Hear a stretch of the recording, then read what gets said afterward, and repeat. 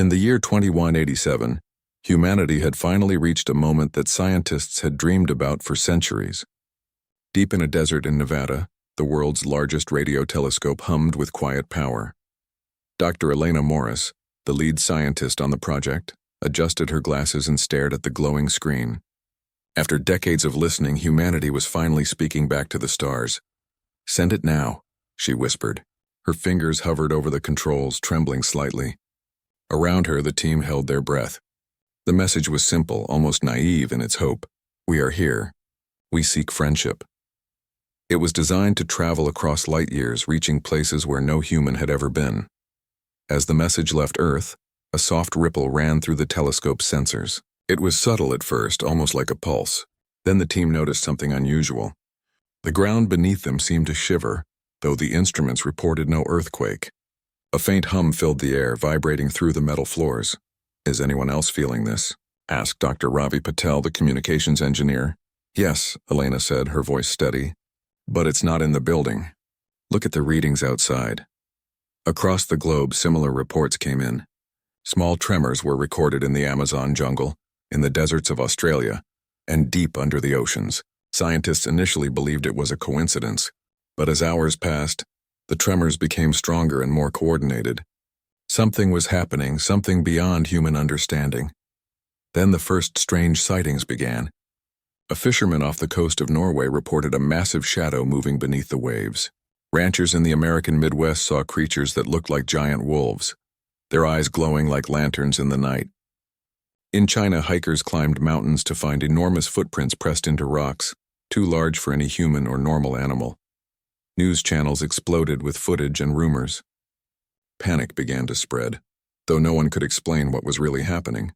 Were these creatures escaped experiments, mutated animals, or something far stranger?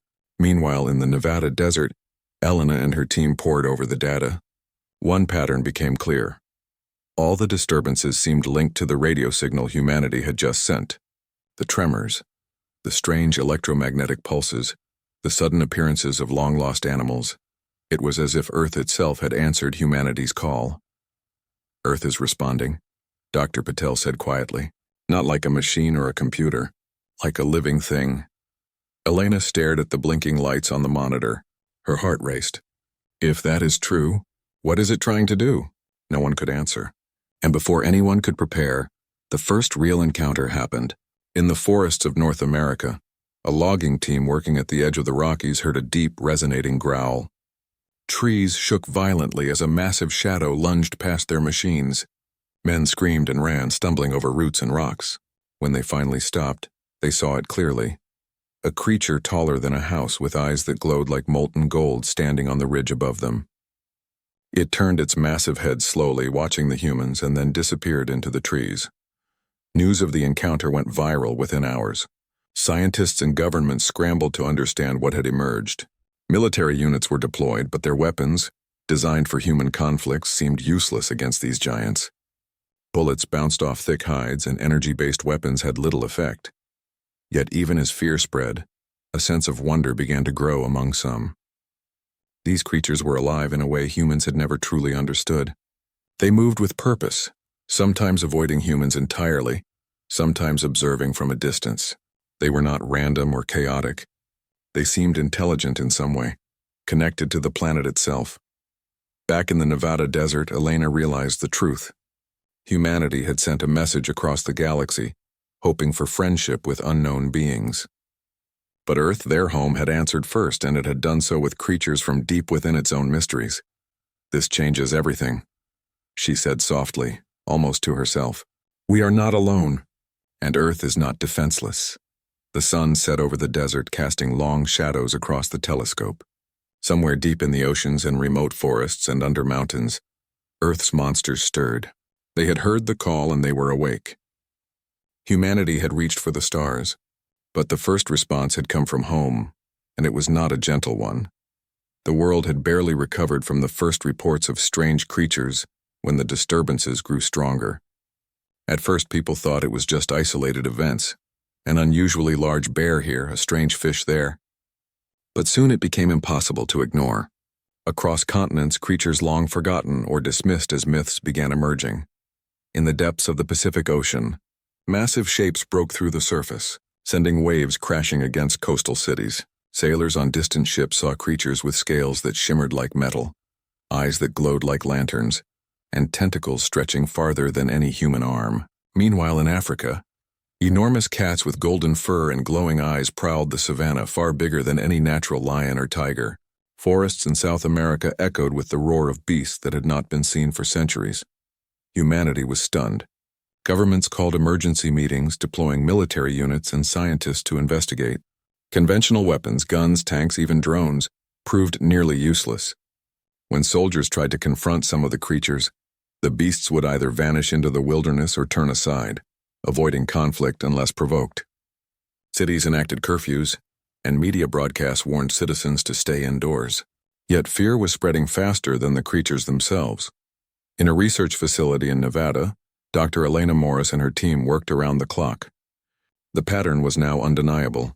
These monsters were responding to the signal humans had sent across the galaxy.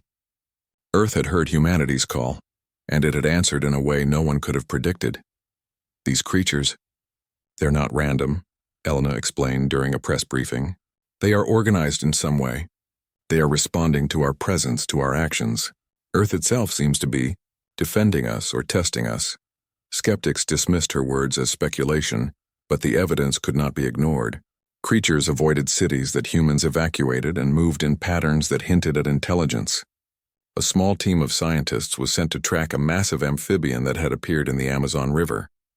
Using sonar and drones, they observed the creature carefully. It was enormous, longer than a cruise ship and wider than any known river animal, but it reacted to the humans' movements with caution. It did not attack unless it felt cornered. Meanwhile, reports from around the world showed a strange mix of terror and awe. In Russia, people described flying beasts with wings spanning hundreds of feet, circling mountain ranges like guardians. In the deserts of Australia, reptilian creatures emerged from underground caves, their movements slow but deliberate, as if they were surveying the land. Scientists theorized that these monsters had existed for centuries, hidden from human eyes, and only now had they been awakened by the signal sent into space. Fear began to give way to another feeling: curiosity. People realized that these monsters, as terrifying as they were not purely destructive. They were powerful, yes, but they could also be observed, studied, and perhaps even understood. In small towns and research outposts, humans began attempting to communicate using sounds, lights, and movements. Surprisingly, some of the smaller creatures responded. They did not speak in words, but their reactions suggested recognition, awareness, even intelligence. One remarkable encounter occurred in the forests of Canada. A team of scientists approached a massive bear-like creature. At first it growled, its eyes glowing with danger, but when one scientist slowly extended a hand and spoke softly, the beast paused. It tilted its head, sniffed the air, and then stepped aside, allowing the humans to pass. The footage went viral worldwide, giving people hope that humanity might survive, not by fighting these monsters, but by learning to coexist. Military leaders began to rethink strategies. They realized that brute force was useless against beings this large and intelligent. Instead, humans needed to rely on observation, planning, and adaptability. In Nevada, Elena's team developed tools to track the monsters' movements, using signals and patterns to predict their behavior. Slowly, humans began to see that Earth's response was not purely aggressive. It was testing them, challenging them to understand, adapt, and survive. Yet danger remained. Cities near oceans, forests, and mountains were constantly at risk. Early attempts to capture or contain the monsters failed. Some creatures reacted defensively, destroying equipment or blocking human access. Panic flared in certain regions, causing chaos, but humanity's resilience began to show. Communities worked together to protect each other, combining knowledge, courage, and creativity in ways no one had imagined possible. At night, under the glowing lights of the Nevada desert, Elena watched the horizon. Somewhere out there, the monsters moved, guardians of a planet that was now awake. Humanity had reached out to the stars, but the first reply had come from home, and it was alive, powerful, and unpredictable. Elena whispered to her team, "This is only the beginning. We need to understand them, learn from them, and survive. Earth is showing us that we are not the only intelligent beings here." But maybe we can be the ones to make the first step forward. And as the sun rose, massive shapes moved across the land, oceans, and skies. Humanity had awakened the monsters, and the world would never be the same again. The world had changed. Cities, once bustling with life, were now empty shells in some areas, while forests, mountains, and oceans had become the stages for creatures humanity had only imagined in myths. Fear was still strong, but a new feeling was rising: determination. Humans were learning, adapting, and realizing that brute force was not the answer. In the deserts of Nevada, Dr. Elena Morris and her team worked tirelessly. They had developed special sensors and communication tools to study the monsters without disturbing them. Using drones, sound waves, and light signals, they began to understand patterns in the creatures' movements. Some moved in predictable paths, almost like patrolling their territory. Others reacted to human presence, but carefully, as if testing patience and intelligence. "Look at this," said Ravi Patel, pointing at a screen showing a massive amphibian moving along a river. "Every time we make a loud noise, it stops and observes." "It's learning from us," Elena nodded. "And we can learn from it too. We need to think faster than fear, faster than panic. If we adapt, we survive." Across the globe, similar efforts were happening. In Canada, small teams of biologists and soldiers worked together to track flying beasts, mapping their flight paths. In Africa, researchers studied enormous feline-like creatures, noting their hunting patterns and territories. Governments began to shift focus from attacking the monsters to observing, predicting, and sometimes guiding them. In the forests of Europe, a group of scientists attempted something daring. Using lights and sounds, they tried to communicate with a medium-sized monster that had been seen near villages.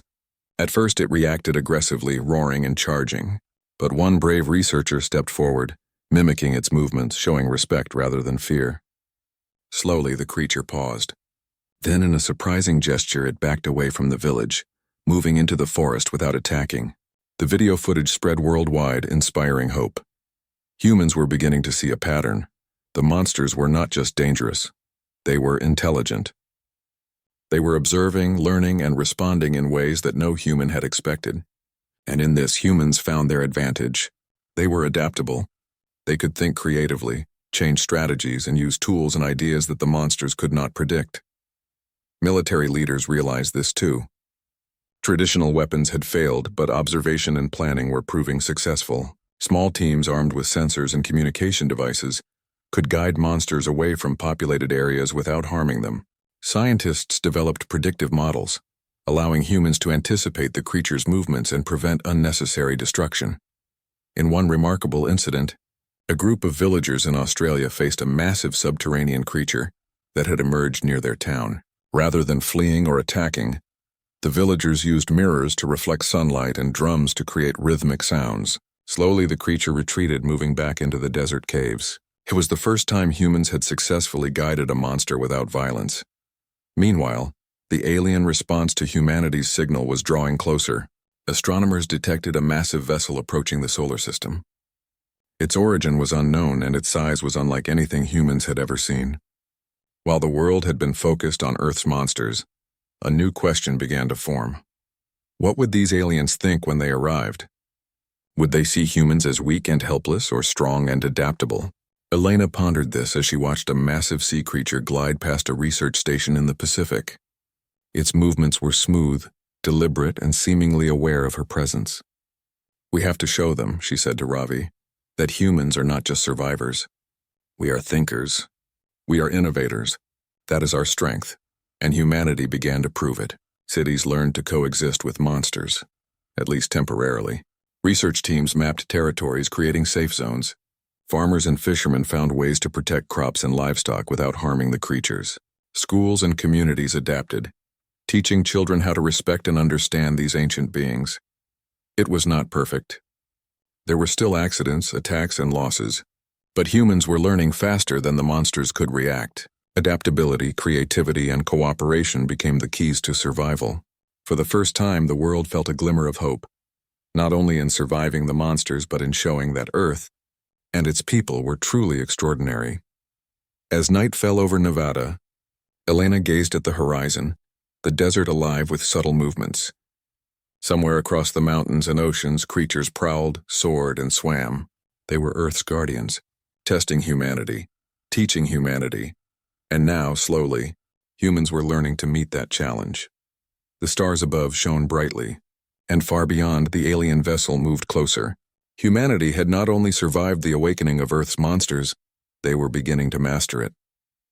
And when the aliens finally arrived, humans would be ready to show that their intelligence, creativity, and courage were a force unlike any other in the galaxy.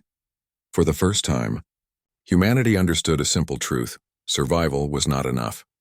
To thrive, they had to think, adapt, and connect with the monsters, with each other, and with the stars themselves. As the days passed, humans realized something remarkable. Not all of Earth's monsters were hostile. While some roamed with dangerous strength, others seemed to watch, guide, and even protect.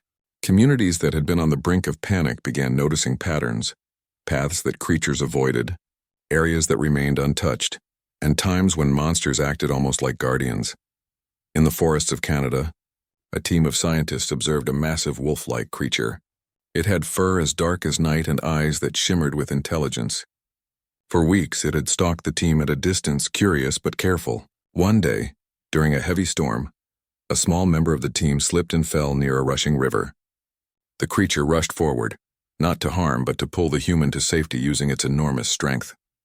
From that moment, the team began seeing these monsters not as threats but as potential allies. Elena and her colleagues in Nevada began experimenting carefully. They developed signals, sounds, lights, and gestures that could communicate intentions without causing fear. Small creatures responded first, approaching cautiously, testing human patience and kindness. Over time, humans learned to guide monsters away from populated areas, prevent destruction, and even use their abilities in controlled ways. In Australia, a village faced repeated incursions from a massive desert creature. Farmers feared for their livestock, but a young biologist named Lila suggested a different approach. Using soft music and mirrored signals, she guided the creature toward a safe, empty area of the desert. The villagers watched in awe as it obeyed without hesitation, moving as if it understood her commands. News of these events spread worldwide, inspiring hope that humans could not only survive Earth's awakening, but live in harmony with it. Meanwhile, Earth's monsters began showing signs of group intelligence. In South America, enormous bird-like creatures coordinated their flights over forests, seemingly protecting areas where humans had set up research stations. In the deserts of Africa, massive feline-like beasts moved together, ensuring humans traveling through dangerous terrain remained unharmed. Humanity began to understand that these beings were more than animals. They were guardians, perhaps shaped by the planet itself to respond when Earth was threatened. The aliens' arrival drew closer, and the stakes became higher. Astronomers observed a massive vessel, incomprehensible in design, moving steadily toward the solar system. Humanity had survived the awakening of monsters, but now it needed to show the aliens that humans were more than just clever. They were capable of understanding, cooperation, and leadership. Elena gathered a team of scientists, engineers, and even military leaders. Their goal was clear: to form alliances with the monsters and prepare for first contact with the alien visitors. They chose a small controlled area in Nevada where monsters frequently appeared.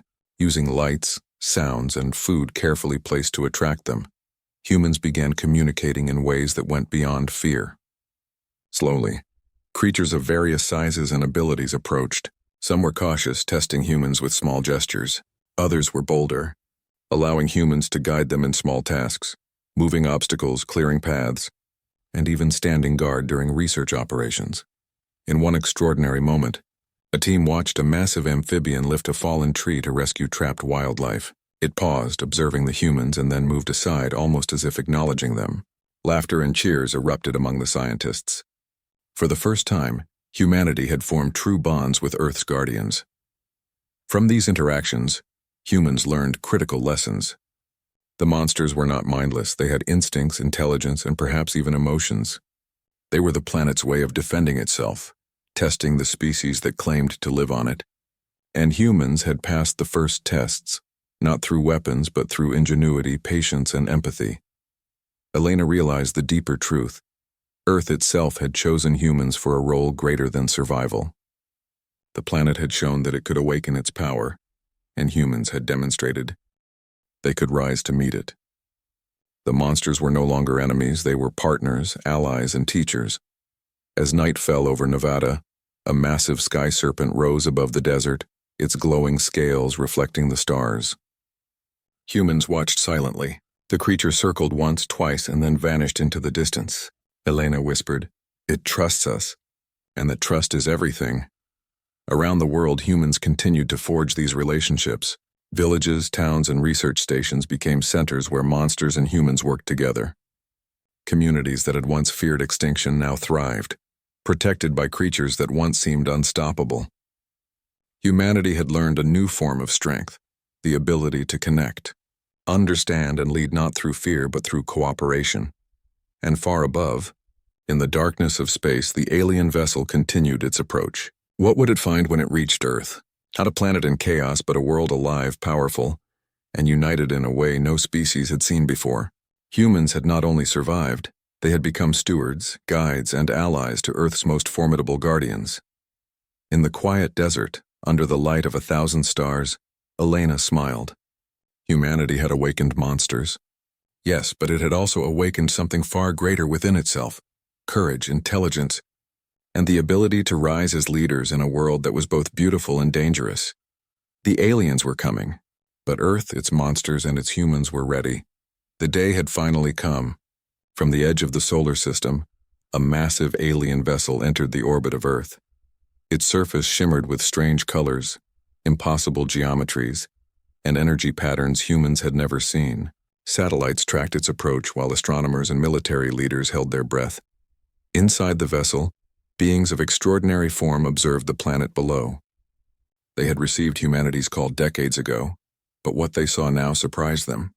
Cities were empty in some regions, yet across forests, deserts, and oceans, humans moved confidently, alongside creatures far larger and stranger than anything recorded in their studies. Earth itself seemed alive, powerful, and protected by its monsters. On Earth, Dr. Elena Morris and her team prepared for the aliens' arrival. Monsters of all shapes and sizes had gathered, forming a natural boundary between human settlements and the unknown visitors. Birds with wings spanning hundreds of feet soared above, while massive terrestrial creatures patrolled the land. Amphibians and sea monsters moved along rivers and coastlines, creating a living display of Earth's strength. Elena looked at the team and said, "Remember, we do this not with weapons, but with trust, intelligence, and cooperation. This is how humans lead, through understanding, not fear." As the alien vessel descended, the first probes landed softly on Earth, scanning the land and its inhabitants. Humans did not flee. Monsters did not attack. Instead, a careful dance began. Humans guided some monsters into protective formations, while others moved aside, creating paths and safe zones. The aliens observed silently, their sensors analyzing every movement, every gesture, every interaction. Then, a massive sky serpent, the guardian of the Nevada desert, rose into the air, its glowing scales reflecting the sun. It circled the alien craft, its movements deliberate and majestic. Humans followed, walking confidently beneath its shadow. Elena stepped forward, raising her hand in a universal gesture of peace. The aliens paused, their attention fully on her. Through gestures, lights, and careful movements, Elena and her team demonstrated humanity's ability to cooperate with the monsters. The alien sensors recorded every detail, showing how humans adapted, learned, and led creatures far stronger than themselves. They saw humans guiding, protecting, and understanding the monsters, using intelligence instead of aggression. For hours, the dance continued. Small children watched from safe areas, learning to mimic gestures, learning to respect the creatures that once terrified the world. Communities had become schools of survival, creativity, and leadership. The aliens recorded, calculated, and observed. Finally, a beam of light extended from the alien vessel, projecting images that humans could understand. Symbols formed in the air, translating thoughts into visual patterns. The aliens were communicating, curious, cautious, but respectful. Elena responded carefully, using the same system of gestures and symbols they had created with the monsters. She showed images of cooperation, of humans protecting creatures, and of the ways they had adapted to the awakening of Earth's guardians. Slowly, the aliens' forms shifted in recognition. It was clear they understood. They were impressed. Then something extraordinary happened. The monsters, sensing the aliens' presence, moved in a pattern that formed a living circle around the humans. Birds hovered above, massive beasts patrolled the edges, and amphibians positioned themselves near rivers and lakes. It was a display of unity. Earth's guardians acknowledging humanity as their stewards. The aliens hesitated, then slowly extended their energy beams in acknowledgement, creating patterns of light in the sky. It was a gesture of peace, respect, and recognition. Humanity had not only survived Earth's awakening, they had mastered it. They had proven that intelligence, courage, and empathy were greater weapons than any technology or strength. Elena felt a wave of relief and pride. Humanity had faced monsters beyond imagination, adapted to challenges no species could anticipate, and formed bonds with Earth itself. Now they had the attention of the galaxy. The alien vessel remained in orbit for days, studying, observing, and communicating. Humans and monsters worked together, showing the aliens that Earth was united, powerful, and alive. Slowly, the visitors began sharing technology and knowledge, advanced tools, energy systems, and wisdom far beyond human experience. It was a gift, not of conquest, but of recognition. For the first time in history, humanity realized its place in the galaxy. Not as weaklings, not as mere survivors, but as a species capable of extraordinary intelligence, courage, and cooperation. Monsters had awakened, Earth had revealed its power, and humans had risen to the challenge. As the alien vessel finally departed, leaving behind knowledge and trust, Elena looked at the horizon. The creatures of Earth returned to their domains, but they were no longer just monsters. They were partners, allies, and guardians. Humanity had forged a new era, one where survival was joined with understanding, courage, and leadership, and somewhere across the stars, other civilizations would know that Earth was not only alive, it was defended by monsters, guided by humans, and ready to take its place among the great powers of the galaxy. Elena smiled, feeling the warmth of the desert sun and the watchful eyes of a massive guardian at her side. Humanity had reached for the stars, and Earth had answered with monsters. Together they had proven that intelligence, courage, and cooperation were stronger than fear. The galaxy had seen Earth's monsters, and humanity had shown it was worthy.